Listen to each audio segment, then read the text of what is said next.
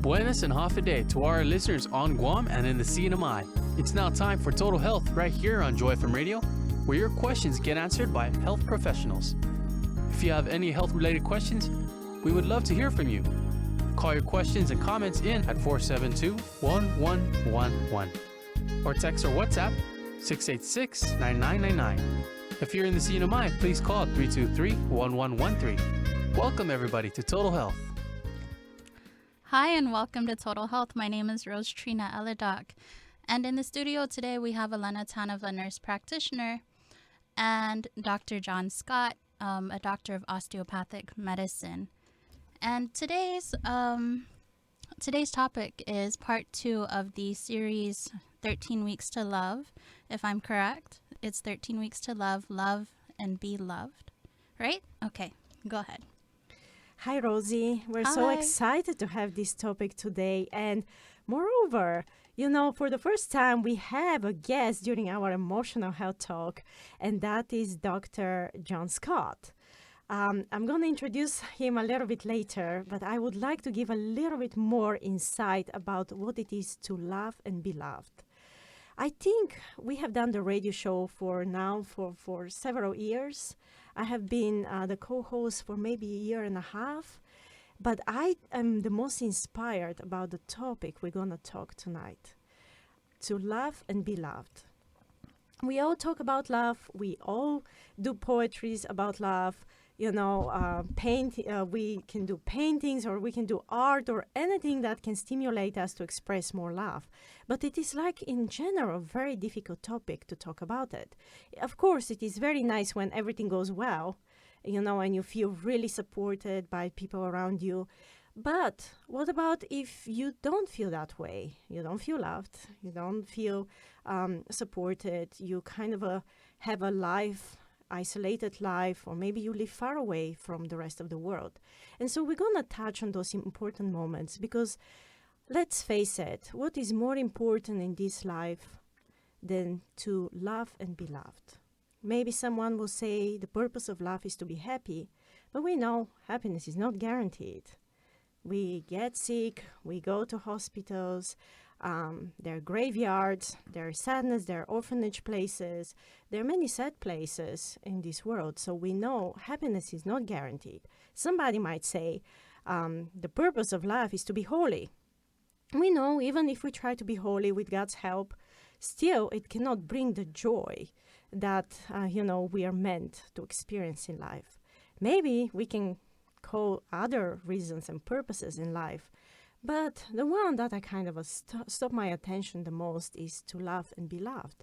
Because when we are about to depart this world, what would really matter? How many degrees we have had? How many achievements we have done? Of course, that would matter. But it will be really important how many people we were able to love and how much we have been loved. Okay, we are going to go deeper into the topic, and I would like to introduce Dr. John Scott. Dr. Scott, we're so excited that you're here with us and that you accepted our invitation to the radio. Welcome. Thank you. And we have his beautiful wife with us as well today. Hello. And I thought it is very appropriate when we talk about love and being loved to have both of them together. So before we go a little bit more about it, I would like to share that Dr. Scott is originally from Alaska, but he is doing his family medicine residency in Tulsa, Oklahoma. And what I am very touched and inspired, it is that he is actually studying to be a medical missionary. He is trained to be a medical missionary. And Dr. Scott has an extensive missionary work already behind. And he went to Indonesia where he met his wife. Am I speculating or this is how it goes? That's okay. Right. Okay, that's wonderful. And so by all means, I can see I have worked with Dr. Scott for several weeks, and I know how caring and how loving he is towards his patients. And I have witnessed how loving and caring he is towards his wife. And we would like to know a little bit more about what do you feel? How do you feel to love and be loved? But Dr. Scott agreed that today we're going to be vulnerable. We're not going to just say how wonderful it is to be in love. We know that, right? Not only in the honeymoon phase, but like it's wonderful when love builds with time. And the longer you live and the longer you share things together, the deeper it becomes, right? Not the other way around. But we also want to hear, vulnerable moments from Dr. Scott, and he's so willing to be open up like an open book today and share things with us. So have I missed something of the introduction? Would you like to add something? No, that was a great introduction. Thank you, Elena. And everything was true. But so I'll definitely spend a little time talking about what I've learned in my marriage relationship about loving and being loved. But before that, I want to share just about different cultures that I've lived in. Elena mentioned I grew up in Alaska, and I also spent some time living in Indonesia. And so a little bit of the backstory is that yes, I grew up in Alaska, and in Alaska, there's a lot of loving people in Alaska, but it's kind of a lot of independent people too, and not a lot of interconnectedness. Sometimes there's not a lot of community. This is because of the distances, like where the houses are just separated, right? Not Yeah. like a small community. Yes. So it's kind of because of the vast spaces there. And so that's one of the least interconnected communities that I've lived in. And I grew up there, and there was a time in my life when I went away to college. I went 6 hours away by driving to Fairbanks, Alaska for college initially. Wow. And I was quite lonely, actually, just because I wasn't around the community that I'd been growing up in, what I was familiar with, and it was difficult to find connections. And so that was early in my young adult life, and I remember Thanksgiving, I wasn't able to go home for Thanksgiving, the first Thanksgiving, and I was just crying and sad and lonely. And then, so within a couple years, though, I'd actually came to know the Lord and had a church that I was with in Fairbanks, Alaska. And I'm still in the setting of the Alaska culture, but when I had a breakthrough, is when I had a church community to surround myself with. And so I didn't have so much loneliness. I had relationships, people who I could share with, and that was one of the big steps. And so that was the first step. And then I don't think Elena knows, but I spent 6 months living in New Zealand. That was my first time living outside of Alaska. A dreamland. Yeah. Yes. And so compared to Alaska, that was the much more interconnected culture. I'm going to stop you here. Okay. Because I would like to hear more about New Zealand, but I also don't want to miss the moment that you felt lonely. I just want for a second to sit there, because I believe it is very important. In our lives, many times we do feel lonely. We can even feel lonely when we are surrounded by other people, right? It can happen. And so when we are lonely, it doesn't necessarily mean that there is something wrong with us. Maybe for a season, everybody needs to go through loneliness, because when you go through loneliness, you can appreciate more relationships, right? We don't study anything about relationships. When was the last time you had a class on relationships? And you study, you study in a university, in so many, different universities. We never study about relationships. We never study about healthy communications. We just assume that we know how to do that. But guess what? We don't. And sometimes we need to go through moments of loneliness. Amy Carmichael says, which is one of the greatest missionaries I've ever known, she says, loneliness is prerequisite for leadership. So you have to go through moments like that in order to know how to better connect with people. And it's part of the journey of everyone. If you're walking through a path of loneliness in this season. It's not going to be always like that, but certainly it's teaching you a lesson. So we don't want to stay entirely in the path of loneliness forever. You know, we have to find a way to communicate. And nowadays it's a little bit easier because you can connect with internet, with social media. Not always, but you can connect somehow and reach out to other people. We don't want to stay there because, you know, research has shown that it does cause some health issues. Isolation even leads to early cognitive decline. Oh, it does. Right, and heart problems and just name it, more sedentary lifestyle and all the lifestyle diseases. Yes. Exactly.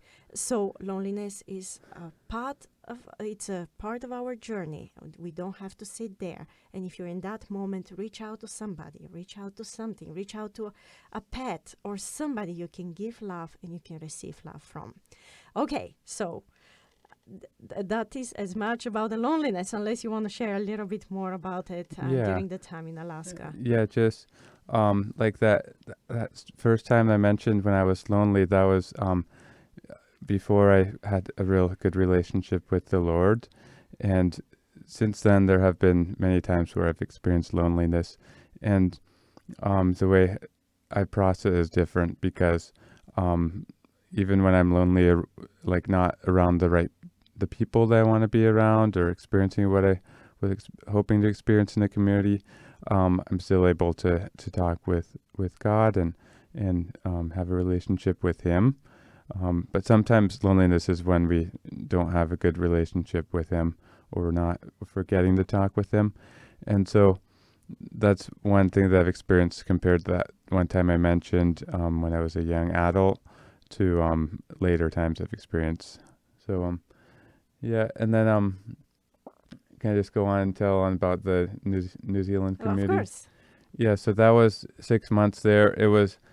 I really enjoyed it because compared to the Alaska interconnectedness, I was much more connected. And one interesting way that I noticed that is because I had Facebook friends from Alaska and Facebook friends from New Zealand. And even though I grew up in Alaska, like the most mutual friends I would have was like 30 or 40 with anyone.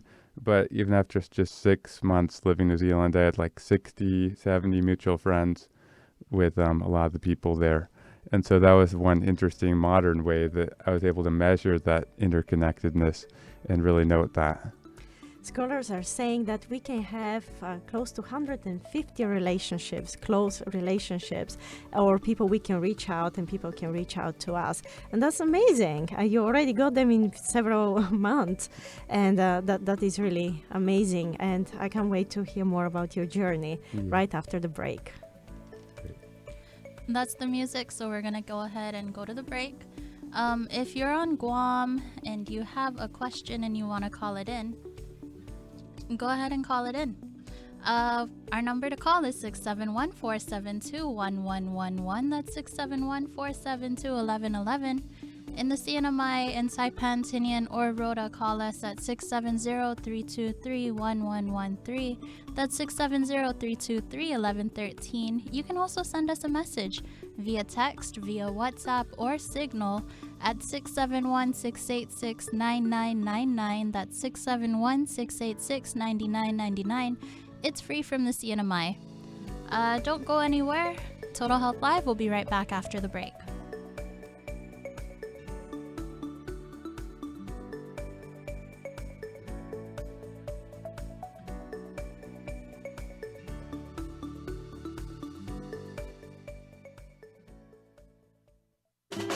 You may be cutting back, but there's still one way you can pamper yourself. It's called prayer. Did you know that when you pray, it's actually as if you had pulled up a chair to speak to God? Can you imagine what kind of chair that would be? It'd be comfortable, inviting, peaceful. A place you'd want to wrap yourself in all day. Like a chair at the world's best spa, but 1,000 times better. So are you ready to pamper yourself today? Start praying.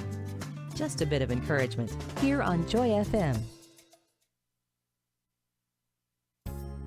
Si Joe Mossy, and thanks for listening to Total Health on Joy FM. We want to hear from you. Call in with your health-related questions at 472-1111. In Guam or in the CNMI, the number to call is 323-1113. Text or WhatsApp us at 686-9999. And now, back to the show. Hi, and welcome back to Total Health Live. My name is Rose Trina.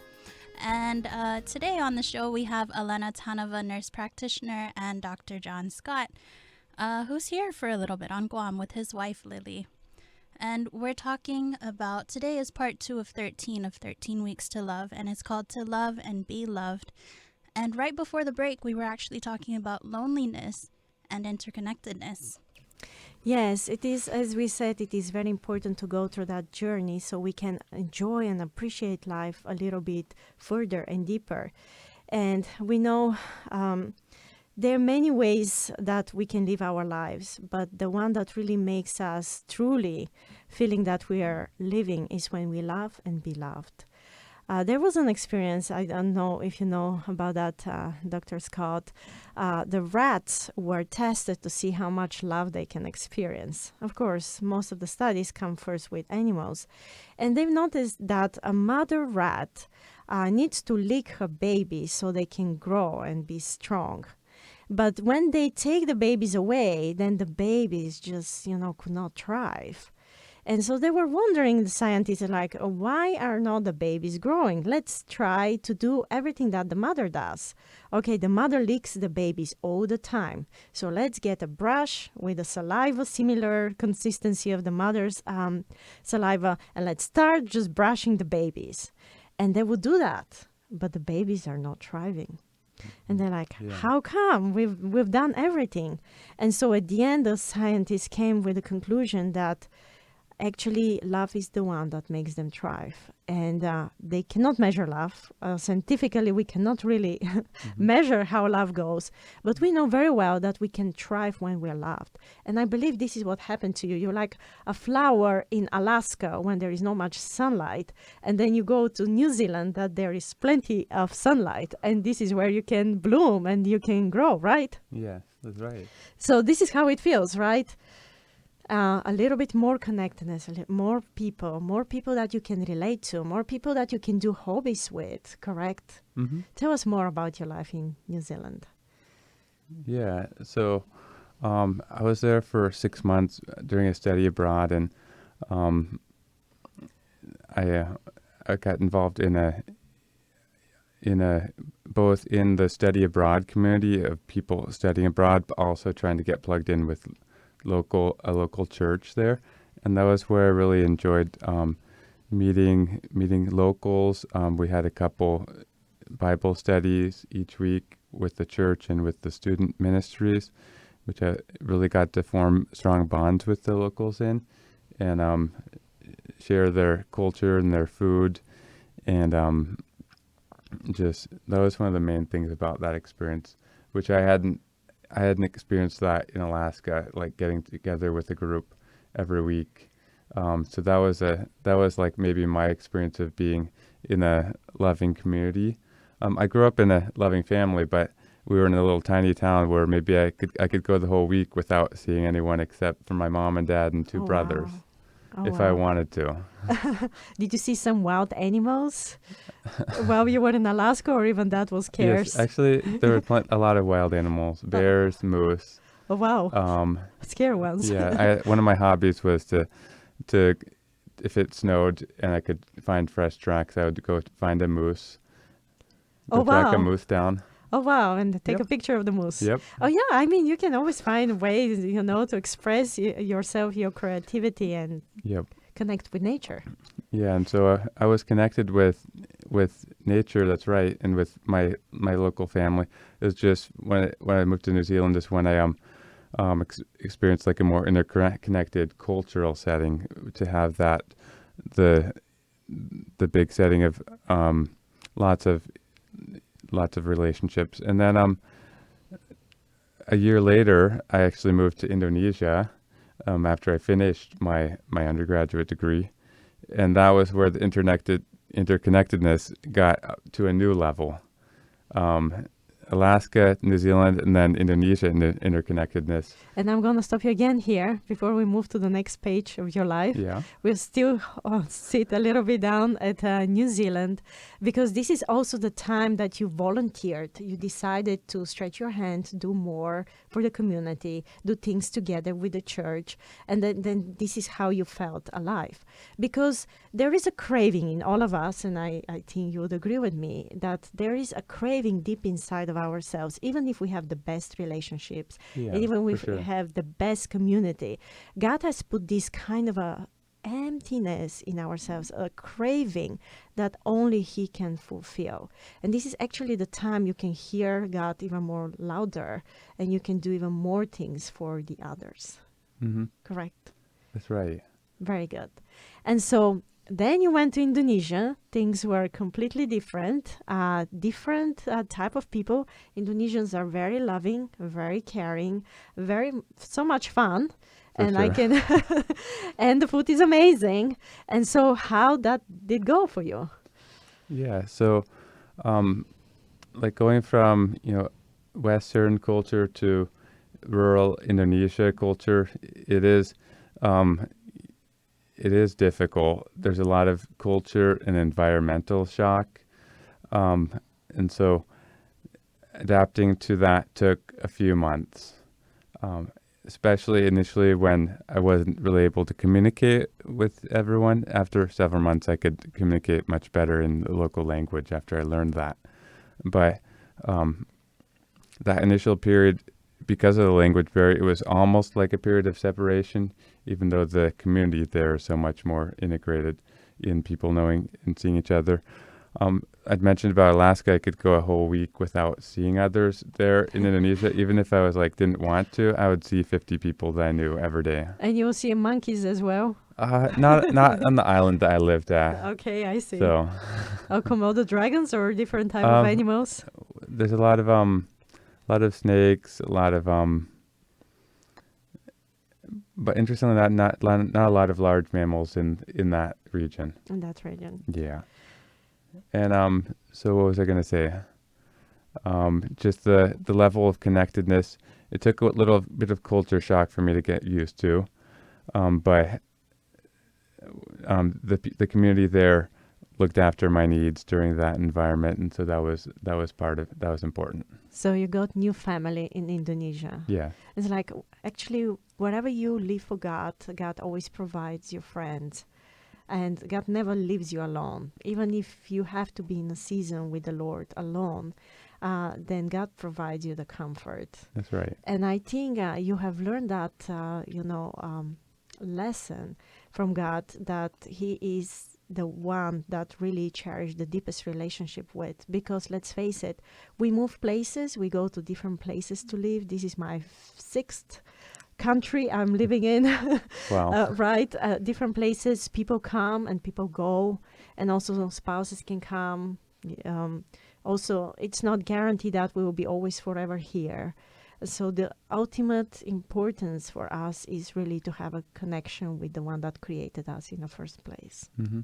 And so you felt that way. You felt God's connection. You felt also the connection of the Indonesian people. Tell us a few things that you learned in Indonesia being a missionary, because it's not easy. You said you had a culture shock. You went there, but it seems that you were determined that you want to continue being there, because you could have packed and left and go For back to sure. Alaska. What kept you staying in Indonesia? Yes. And so, as Elena was saying, there our relationship and with God is one of the relationships that's important. And I've had in that community, I have lots of relationships with the people, but the pace of life there also lent to having a relationship with God. Often in the Western world, we get really busy, and so just the time that I could have to sit down in the morning, not distracted by my phone or internet, because at the place I lived at the time there was no internet available, and you'd have to go to the city and an hour drive away, and use rent a computer in a internet cafe to check email. So it's going back in time, but instead it's going forward in time because you have more time to spend for important things in life, Yes. right? And so both that time plus what I was doing there was I was teaching primary school and piano lessons. Oh. It was before my medical training. While I was waiting to get into medical school for a couple of years. And so that was the teaching the kids also was motivation to spend time learning about God, because there was a big responsibility to be able to teach the kids. We had a great devotion time each morning with my first, second, and third grade classes, and that was one of the times where I feel like I was really growing and knowing the Lord and feeling loved by Him. But there were also difficult times. Elena asked, why didn't I just leave and pack up? And there were illnesses I had, not feeling well, and also there was constant threats of not being allowed to be there because of visa immigration status in Indonesia. And so that was also really challenging, like feeling worried, anxious about if the immigration people would come and randomly decide that I shouldn't be there anymore. And so that was another challenging that actually weighed heavily on my heart then. But through my relationship with God, with the positives, lots of time and a good community, both of the adults, and plus having a role with the teaching the kids, that actually helped me get through that. So that was one of the multiple. The way I like to see it is there's multiple levels of the community. It's not just one way. It's like the community feeding into me. I have responsibilities also to teach the kids, and so there's multiple reminders built into my life of how to stay positive and feel loved while loving. Right. I mean, sometimes by loving somebody that can't pay you back, it's actually how you even improve more in love. Parents don't always get the love of their kids right away, right? But they keep on investing. And love is a way that you invest in others and it comes back. You go to the gym and you don't get fit on the first day. You go to the gym and you go to the gym every day. And the same is with love. You receive love, you give love, and the more you give, the more it grows and the deeper you live. And it seems that you lived your life to the full, maybe in Indonesia, maybe in New Zealand, right? Yeah. And it made you to a person that no matter where you are, you can live that deep life, correct? Yeah. To love and be loved. And we'll continue with our talk right after the next break.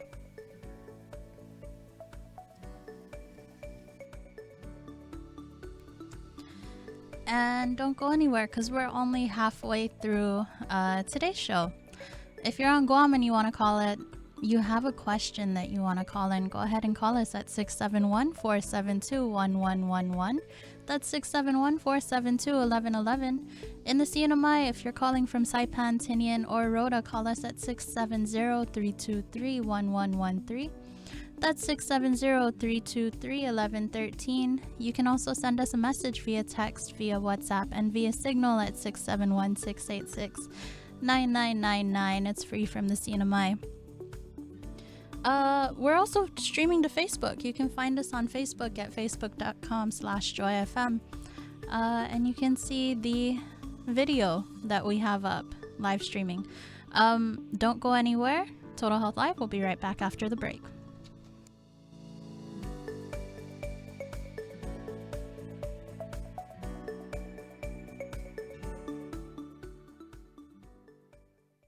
Jonah, go to Nineveh and tell them to repent. This is a 30-second Bible story on Joy FM. Let's see. A failed trip to Tarshish, a near-death experience with a storm, and now the luxury interior of a very large fish. Okay, God, I blew it. Did you see that? Repent! Visit the Book of Jonah to find out more about the God who wants us to share good news without running away. Welcome back. You're listening to Total Health on Joy FM. Call in with your health-related questions to 472-1111 in Guam. If you live in the CNMI, we want to hear from you too. Call 323-1113 or text or WhatsApp us at 686-9999. And now, here's more Total Health. Hi, and welcome back to Total Health Live. My name is Rose Trina, and in the studio we have Elena Taneva, nurse practitioner, and Dr. John Scott. And today we're on part 2 of a 13-part series that we're going to do throughout the year. It happens every fourth Wednesday of the month. And it's based on Jennifer Jill Schwarzer's book, 13 Weeks to Love. And today we're talking about part 2, To Love and Be Loved. Right. Yes. So last time, our last radio show, we were talking about the 6 layers. And Dr. D. DeBer-11, he brought this concept that many times when patients are coming to our clinic, they struggle with conditions on different layers. For example, if they come with a chest pain, it is not because actually the chest pain happened out of nowhere. It just happened because they have an underlying condition. That's level 5. Level 6 is an emergency situation. Level 5 is because there is an underlying condition, probably a chronic condition, coronary artery disease. And then you're not just born with a coronary artery disease. There is something that triggered you to get to that point. And that point is that there is a lifestyle disease. You're not just taking care of properly for the body that you have. Something is happening that you're not eating, you're not sleeping, you're not doing the right things as we are supposed to. And we all know that. But for you to have a lifestyle condition, it is because there is something going on deep inside of your soul. And most likely this is because of social issues. Something is happening in your home. Something is really bothering you. And because you can't really get away from it, or you don't know how, then you go for foods, emotional foods, and you go for a way that you can cope with. So because of the lifestyle issues, we develop them because of social issues. And so when we have social issues, they're mainly because we have emotional issues. We have some emotional problems that we haven't solved them. We don't talk about emotional health, right? We talk about physical health, mental health is very popular, lifestyle medicine, but like emotional health. Did you study emotional health in school? Just a little bit. Just a little bit. Yeah. Oh, that's a we had progress. behavioral health, like kind of courses and educational time. So, but like in terms of emotional health, it's related, but a little different. And that's why in our radio, we decided to talk about things that nobody talks about them. Because we would like, to bring that to the attention of others. Maybe in 10 years, everybody's going to talk about emotional health. But now we're kind of one of the pioneers. And so when you struggle with emotional health, it is because there are some cognitive distortions that you believe in, behavioral issues. And this is because of your mental health. And because why do we have mental issues? And we do have them. And all of us, we go through cognitive distortions that we have to work on and, face them and eradicate them or change them. It is because we do have spiritual issues. We all struggle with one or another way. None of us really planned their life the way we wanted it. Life turned out just differently. For some, it seems good. For others, not as good in this moment, but we struggle with the concept of how great God is and how much God actually loves us. And I believe all of us, we have to go through a moment in which we question if God really loves me. Does God really love the people around me? Do the people around me, do they love me? And so we go through moments like that. We go to processes like that.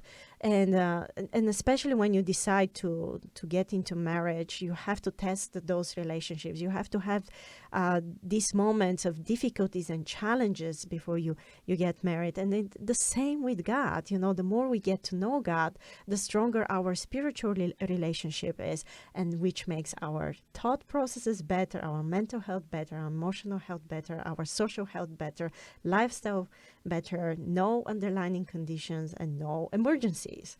And so In that concept, today we're talking about emotional health. And I would like to know, when you think, and because you're so vulnerable, willing to be vulnerable, do you think that you were the right person that you become to be loved, or you were yourself and then love come towards you? So that's a really good question, and kind of like the title of our talk, I think it happens both ways. In that we need to love, but we also, just because of who we are, we're loved, even though whether or not we're loving and giving to others, trying to earn the love in return. I think that so it's a mixed picture. It's a mixed picture. So you didn't become like this perfect person at one day. You just woke up and you were just perfect and everything was like in place. And then you received love from others or from God. You were yourself, I guess, embracing yourself with your flaws and with your achievements and with your advantages, and love came your way. What would you say? Did you have to work hard? That's my question, to be loved and to love. So, ideally, you shouldn't have to work hard to be loved. Love should be unconditional, not conditioned on you working hard and doing things. But sometimes in this world, it's not like that. Likewise, when we are the ones loving others, we should strive to do it not based on just loving the people who are blessing you, lovable, who are near to you,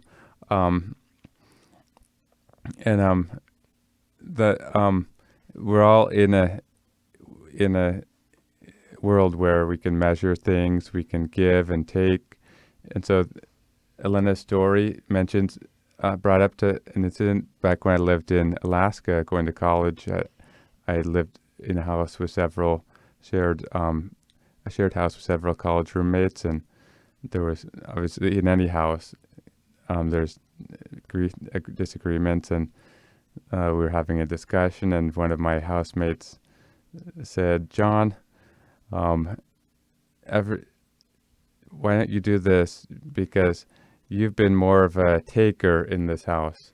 And that was blaming me for taking more, trying to force me to do this. And maybe he said I wasn't doing my fair share. I don't know if that was it. I think that was just a college roommate's perspective, maybe not the full picture. There was a little bit of more of a balance going on, but because of that, I was able to just humble myself and realize maybe that's this my friend's perspective, and I can serve in this way. I hadn't maybe my friend hadn't deserved that extra, me doing this one chore or something. I forget what it was. Maybe paying for the heating bill, because the heating bill is large in Alaska. But that's amazing that you humble yourself. You didn't like harden your heart when he said that. You could have said, you think I am the one taking? I have done so much for this house and this and this and that. This is where the challenges are coming, because we're constantly trying to prove ourselves, constantly trying not to be ourselves, what the others are gonna say, and we just live some foreign life. And actually, really, the freedom comes when you're yourself and you can be yourself completely. But that's so good, the way you responded to that situation. Yeah. In any shared house, there's always dishes. And going back to that house, like someone would put a dish in the sink and not wash it, and then of course it wouldn't be washed, and so I would often go and just do all the dishes, because other people wouldn't understand, because that's not your dish. But like for me, any dish that's in the sink is my dish.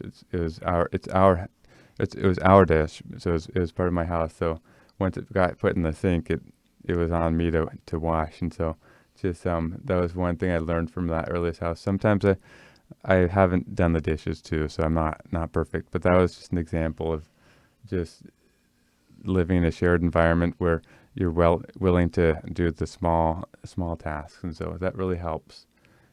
And that we're all unique. Like maybe that I use different dishes than my friend, and end up having different kind of foods. But we're all we're all valuable, and we're all part of the plan. I agree, and all of us matter. Everybody can make our own mark in this world, and this is where the beauty comes, and love gets more profound when we actually unite each other in diversity. Because I can't do everything all the time. I can't cook, for example. I can wash dishes, but I can do something. So actually, when you are maybe in a season that you don't receive much love, I think John is giving us the answer. Reach out and look for ways that you can be loving. If you don't receive love in this moment, give love. It is surprising how all of us, we have plenty of it. And it doesn't matter how much we give, it just cannot get empty. Of course, we get through disappointments. Of course, we go through hurts. Of course, we get to moments that we feel like we want to quit. But have you ever experienced helping somebody that least can help you? Or somebody that's a little bit more unhappy than you? And so the light that comes, the joy that comes in that person after you've done something amazing, it brings so much more joy in yourself, right? Mm-hmm. So you have done many things in Indonesia, right? Tell us some things that the Indonesian people did for you. Yes. So in the Indonesian community I lived at, I didn't cook. Here in Alaska, I know how to cook Did all you the wash good dishes? and I rarely wash dishes. Occasionally I would wash my dishes. And so they cooked amazing, delicious Indonesian food for me every day. For the roughly 2.5 years on and off that I was there. Wow, you stayed 2.5 years. Well, on and off for a period of 2.5 years. Amazing. Maybe about 20 months of the 2.5 years. Do you feel like a local Indonesian by now? Yes, when I'm there, I'm pretty. They act like I'm a local. And so, but yeah, I was very blessed by the Indonesian people, willing to teach me their language, share me tidbits about their culture, and sometimes be forgiving when I would do things that were not nice in their culture, whether I knew it or not. And so they were really forgiving for me and accepting of me as a foreigner in their land. So that's awesome. So you were loved, and you were able to love. We cannot be healthy individuals without relationship, and we cannot be in a relationship without our individuality. And it is so freeing when we can completely be ourselves and being embraced for who we are.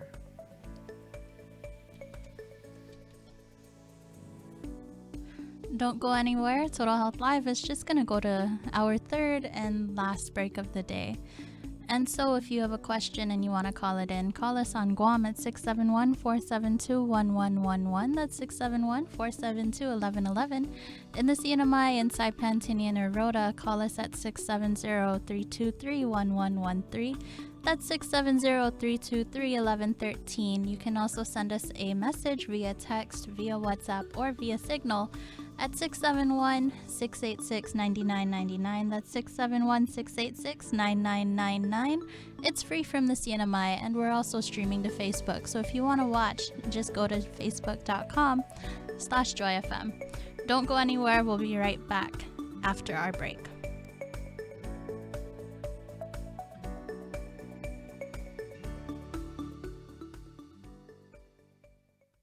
God uses kindness to bring people away from sin and back to His side. Kindness makes friends out of enemies, brings a smile to the face of a stranger, and often is the inspiration behind a return gift of kindness. Kindness leads to friendship, hatred to anger. Kindness is generous. Hostility is violent. Kindness is warm and inviting. Selfishness is cold and keeps to itself. No wonder God said love is kind. Kindness tells someone they're never alone, encourages when no one expects it, shares when others hold back. At this station, we wouldn't exist without the kindness of strangers who became friends, friends who became family, family who have become kindred spirits. The kindness of our listeners makes this inviting, friendly, and generous listening experience possible. Listeners supported, the best kind. Joy FM. And we're back with more Total Health. Give us a call with your medical questions. Number to call in Guam is 472-1111. If you're in the CNMI, the number to call is 323-1113. Or you can text or WhatsApp us at 686-9999. Now back to the program. Hi, and welcome back to Total Health Live. For our last segment of the day, we have less than 15 minutes, so we're just going to go ahead and jump right back in. Yes, we decided at our last session, we're gonna go deep, painfully deep. I don't know about the listeners, but we've all experienced moments at the deathbed of someone that we really love. And that person, what that person can tell us, there are not many words that the person can tell us when it is really at the end of their life. They can't say, I wish you go and wash the dishes, or I wish you go and do a degree. Not those things. That person will say, I love you, I want you to continue believing, in the love I had for you, and just live your life to the fullness, knowing how much you have been loved by me. And so those are moments that we truly cherish, because in that moment we realize that love is ultimately the most important thing. And how much we try to cover it up, how much we're trying to hide our emotions, not being ourselves during our life. Especially for men, it's more difficult. Nobody wants to be vulnerable. Nobody wants to open up so much, and we stuff up our emotions. There is nothing more manly you can do than being yourself and being loving. We all know people that are so loving, and they just, when they come into the room, they lead the whole room because they just love you and they truly care about you. And when they ask you, how are you? They're waiting for the answer. And so I believe, John, you have met amazing people in your life that you can point out things to. And because of those amazing people, you have become a different person.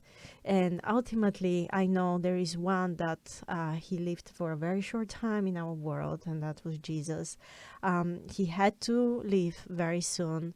He had to suffer dreadful death, but from the cross, all the words that he mentioned were, I love you. I'll do everything for you. I will even prepare great, houses for you in heaven. And everything I do it out of love for you. Yeah. So that's a really deep topic. Is like we're thinking about how Jesus died for us. He was as Elena said, he came and he was here, and he died because of our sin and what we need to be like in place of us. And so that's hard. And all of us, obviously, as Elena said, are going to face hard times and cancer diagnosis or things like that in our life. It's going to be hard. Right now in my family, my dad, he about a week ago, he went into the hospital for his first time and came out with not one but two cancer diagnoses. And so wow. That's what it's been a big topic in my family now. And he's doing okay, but just it's something that makes you think about like what we should do with our time here. As Elena said, like one of the best things we can strive to do is love, and like then we need to know, how do we love, and so I don't really know everyone's way to love, but there's a lot of guidance about how we love others in the Bible. And one of my favorite verses talks about what what one of my favorite Bible verses talks about what love is, and what love is not. And so that's 1 Corinthians 13, verse 4 to 8a. I'm just going to read it here. Love is patient. Love is kind. It does not envy. It does not boast. It is not proud. It does not dishonor others. It is not self-seeking. It is not easily angered. It keeps no record of wrongs. Love does not delight in evil, but rejoices with the truth. It always protects, always trusts, always hopes, always perseveres. Love never fails. And so that's God's word, and it's a list of things that love is and what it isn't. When I'm meditating on this passage, one thing that I've done sometimes is just break it down to what love is and what it is not, so it's easy for my brain to wrap that around. Because love is patient, kind. It does not boast. It does not. Yeah, that's what it not does. It's kind. Then it protects. It trusts, hopes, perseveres. What it doesn't do, it's not envious, not boastful, not prideful. Doesn't dishonor others. That's a difficult one to navigate sometimes. Not self-seeking. Not easily angered, like we want to be angered and if someone's bothering us. And it's not a record of wrongs, which is like kind of what my college roommate was trying to do to me. He was trying to keep a record of maybe you've, because I didn't have a car, maybe I had those. I think that was his reference to why I hadn't been contributing as much. And maybe I'd had more rides done. Maybe I'd done more dishes, but they'd given me more rides. And so, so it's not a record of wrongs like that was going on in our relationship then. Love does not delight in evil, but, as we know, love does rejoice in the truth. So those are some of the, things I learned about, what love is, and, if that's probably going to be what we think about when we're dealing with difficult things in our life. Right. I don't want you to go before you say how it is to love and be loved in Indonesian. I think your beautiful wife, Lily, can help us. How do you say to love and be loved in Indonesian? In Indonesia, Yes, bahasa Indonesia. saya suka kamu. Saya mengasihi. Untuk mengasihi dan dikasihi. Oh, wow. Look at that. It sounds so melodic, right? Yeah. So melodious. Yeah, that's the purpose. And they're expecting a baby. Yeah. And that's something that it's going to even increase Congratulations. further your love, to each other and towards God. And as we were talking, John, a story came to my mind I would like to share before we finish. You can prepare your final thoughts. But the story goes like that. There was, once upon a time, it's a real story, a boy that he had problems with his heart. And the parents took the young boy to the hospital to see a surgeon. And when the surgeon examined, he said, wow, this child is really sick. He said, I'm sorry, but the child really looks very sick. I see the heart has so many valve problems, and, the vessels are not correctly positioned. I need to do a surgery. And on the day, and before the day of the surgery, the child went to the surgeon and said, doctor, promise me that when you're gonna work on my heart, you're gonna be very careful. He said, of course I'm gonna be careful. It's your heart. I understand that. He said, no, not because of me, because of Jesus, because Jesus lives in my heart. And if you cut my heart, you're gonna, harm him. So be very careful not to damage Jesus in my heart. So the surgeon, of course, laughed at that. And next day, when he was preparing for the surgery, the little boy came like, doctor, you promised me you're going to be careful because Jesus lives in my heart and I don't want you to do anything to Jesus. And the surgeon was like, I promise you I'll be very, very careful. And as he was opening the heart of the boy, he realized that the child really have like a terminal cardiomyopathy and that the heart really cannot be saved. And he was so upset, and he actually, stormed out of the operating room. And before he went to talk to the parents, he knelt down and he said, God, why? This child loves you so much. He has so much love for you. And it doesn't seem he's going to live, because no matter what I do, I am not going to save his life. And he heard God calling him. He said, there was a time I had another child that I put a lot of love into his heart, but he went into medicine and he was doing surgery and he forgot about me. And now I have to bring another child to remind him of the love I have for him. And don't worry, he said, this child has a reward that I can only give him. And when the surgeon went back to the parents like, doctor, what did you see in his heart? He said, I saw Jesus. I saw Jesus in his heart. Well, the boy did not make it, but it's a real story because the surgeon after that decided to become a missionary surgeon.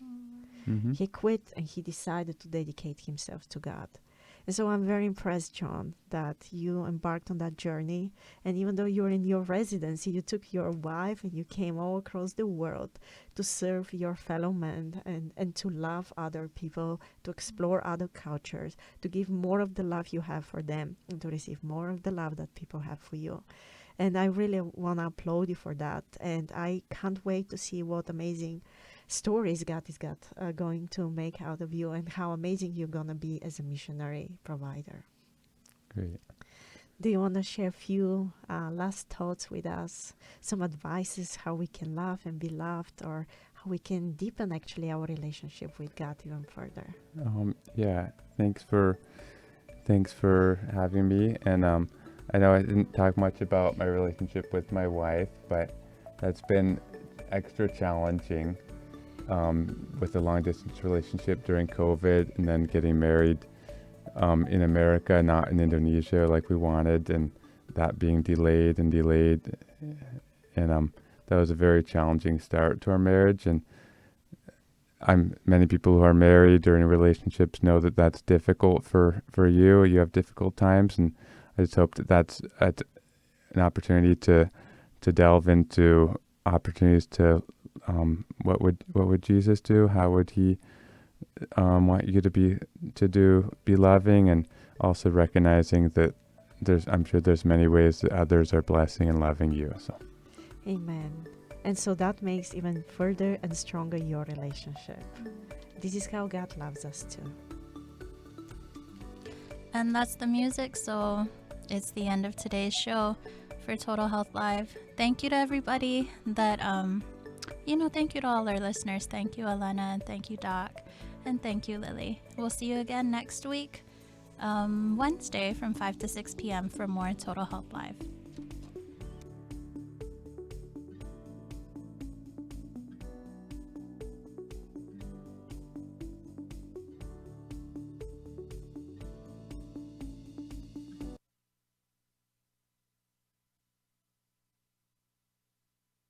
Be sure to check with your doctors before making any sudden life changes discussed today.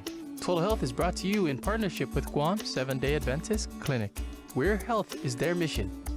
We look forward to seeing you next Wednesday. Thank you and si Juas Masi for listening to Total Health right here on Joy FM.